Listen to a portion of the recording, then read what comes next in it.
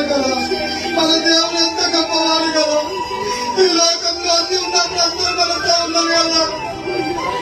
మన దగ్గర ఆరోగ్యం ఉన్నప్పుడు, మన దగ్గర డబ్బు ఉన్నప్పుడు అందరూ మనతో ఉన్నారు. ఈరోజు మన దగ్గర ఏమీ లేదు.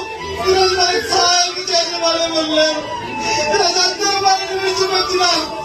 ఆ దేవుడు మనల్ని విడిచిపెట్టలేదండి. శాశ్వతమైన ప్రేమతో ప్రేమిస్తున్నాడు.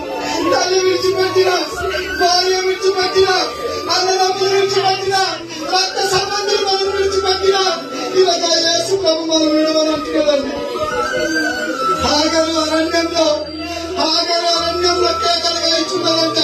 యేసయ్యా, నా కుమారుడికి దాహం అవుతుంది, ఈ అరణ్యంలో నేనున్నా, ఈ అరణ్యంలో నాకు సహాయం చేసేవారు ఎవరు లేరని ఆ హాగరు అరణ్యంలో కేకలు వేయించినప్పుడు ఆ అరణ్యంలో ఉన్న హాగర్ని దేవుడు చూసినట్టు చూసి ఎలాగైతే ఆమెకు నీళ్ళు ఇచ్చారు.